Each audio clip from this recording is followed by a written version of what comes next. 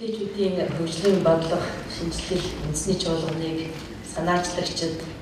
зохион байгуулагчид, бас өнөөдөр төлөөлөгчөөр улс орны өнцөг болон бүрээс хүлцэн ирсэн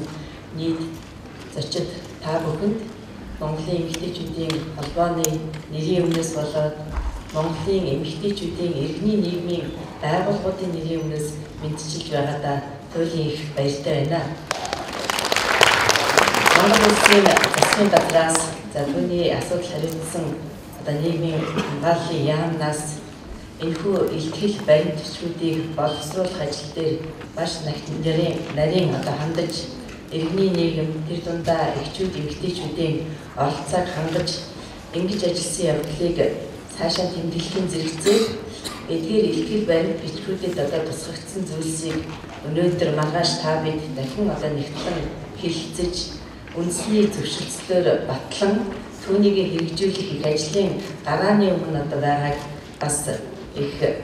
бэлгшээж баярлаж байна. За тэгэхээр энэ эмэгтэйчүүдийн асуудлаар болон гэр бүлийн асуудлаар тавьсан үе үеийн зорилтуудыг шат шатнд нь хэрэгжүүлж ирж бид өнөөдрийн энэ өндөрлөг дээр хүрсэн боловч энд бас бид нухацтай ярилцах ялангуяа дэвшүүлсэн зорилтуудаа хэрэгжүүлэх тэр механизм тогтолцоог боловсруулах зүй ёсны болох тал дээр бол бас ихээхэн анхаарах ажил цаашдаа ирээдүйн гэж ингэж боддгийг. За тухайлбал бол бид өнөөдөр төрийн эрх барих байгууллага улсын хурлдаа сүүлийн 20 гаруй жилд хамгийн олон тооны эмэгтэй гишүүдтэй боллоо. Эмэгтэй гишүүд маань бүлэг байгуулах хэмжээнд хүрсэн энэ бол сайшаалтай. За гэлээхтэй эхчүүд бид эмэгтэйчүүд бид өнөөдөр энэ бүлэг маань бас албан бус гэж ингэж бичигдэх энэ хурлын чуулганы хөтөлбөрт ингэж бичигдэх хэмжээнд байгаад бол бас сэтгэл дундуур байдаг. Яагаад энэ төрийг төлөөлөх илчээ томилсон эхчүүд эмэгтэйчүүд бидний зөвхөн эмэгтэйчүүдийн төдийгүй Монголын ард иргэдийн төлөөлсөн энэ байгууллага өнөөдөр албан ёсны байх ёстой вэ? Бид их хурлдах эмэгтэйчүүдийн бүлгээ жинхэнэ төлөөллийн албан ёсны бүлэг болгох ийм чиглэлд ажиллах ёстой гэж ингэж юуны төрөнд бодож байна. За хэрвээ тэгэх юм бол энэ эмэгтэйчүүдийн хөгжлийн асуудлаар шийдвэрийг хэрэгжүүлэх тэр дараагийн шат шатны байгууллагууд бол илүү хүчрэхэг, илүү тавьсан зорилттой хүрч ажиллах ийм бас дараагийн тогтолцооны их үндэс тавигдана гэж ингэж бид үзэж байгаамаа. Тэгэхээр өнөөдөр дэлхийн нийтийн хэмжээнд бүх ажлыг бүх салбарт олон улсын стандартад нийцүүлэх гэдэг тухай зүйл яригдаж Монгол улсад ч гэсэн энэ чиглэлээр ялангуяа макро эдийн засгийн түвшинд эдийн засгийн салбар та бидний бүхий л амьдралын бас нэлээд үндэс амбар суурь болж байгаа тэр газарт яригдж эхэлж байгаа. Тэгэхээр тухайлбал өнөөдөр энэ үндэсний чуулганыг ивент итгэж зохион байгуулж байгаа 100-ны манлай Эрдэнэтийн уулын баяжуулах үйлдвэр бол үнэхээр энэ олон улсын стандартад нийцсэн уул уурхайн үлгэр жишээ үйлдвэрлэл мөн гэж эхчүүд бид нар үздэг юм байна. За тийм учраас өнгөрсөн намар болсон Монголын эмэгтэйчүүдийн нэгдсэн 3 дугаар чуулганаас уулын баяжуулах Эрдэнэтийн үйлдвэрт үлгэр жишээ уул уурхайн бүтээн байгуулсан эхчүүд эмэгтэйчүүдийн сэтгэлийн эрхлийг бол өргөснийг энэ суугаад төлөөлөгчдийн зарим нь бас дурсан санаж байгаа хаа. Тэгэхээр энэ Эрдэнэтийн уулын баяжуулах үйлдвэр бол Монгол түмэнд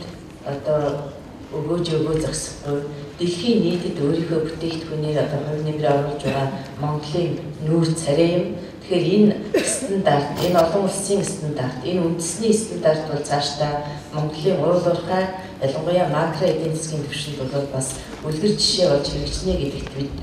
эхчүүд эмэгтэйчүүдэд бид зохих ёсны хүлээлттэй байдаг гэдгийг энэ ялдамд хэлье. За энэ үйлдвэрийн дэргэдэх эмэгтэйчүүдийн байгууллага бол ялангуяа энэ нийгмийн асуудлын чиглэлээр эмэгтэйчүүдийн үүрэг роолыг дээшлүүлэх, тэднийг хөгжүүлэх, Тэгээд тэр гэр бүл гүйцэтгэх үүргийг одоо дээшлүүлэх талаар маш олон сайхан ажлыг санаачлан зохион байгуулж ирсэн ийм хамтолон энэ чухалаараа Монголын иргэний нийгмийн эмэгтэйчүүдийн байгууллагуудад жил бүр үлгэр дуурайд болж шинэ ажлуудыг санаачилсаар ирсэн. За энэ утгаараа энэ туран цугласан нийт эмэгтэйчүүдийн төрийн болоод төрийн бас байгууллагууд эндээс үзэж харах юм ихтэй санаа сэдв авах юмтай болснаа гэдэгт одоо би хувьдаа итгэж найдаж байна. За дараагийн дугаард миний энэ төр дээрээс бас нэг хэлье гэж бодсон зүйл бол өнөөдөр Монголын нийгмийн дэлхийн нийтэд хүний сайхан сэтгэлийн оюун гэгээ за тэгээд энэ дэлхийн нийтийн байгаль орчныг хамгаалах энэ одоо ариун хөлсийг ярихгүй байх юм аргагүй. Өнөөдөр одоо дэлхийн нийтэд бас бага биш тохиолдож байгаа байгалийн гамшиг бэрхшээл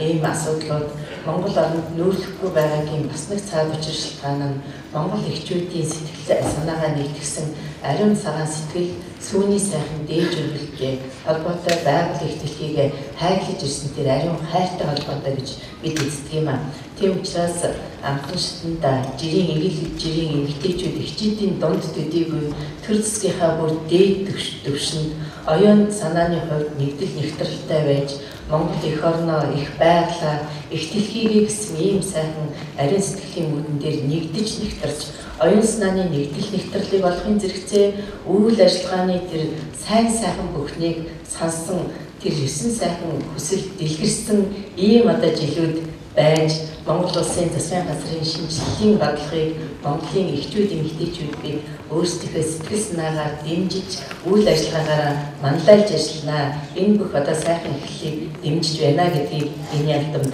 илэрхийлье. Ингээд чуулганы ажиллагаа амжилтсыг Монгол хүмүүний Монгол төрийн Монголын эхчүүд эмэгтэйчүүд гэр бүл хойж үеийнхнийг тэнгэр ивэх болтугай.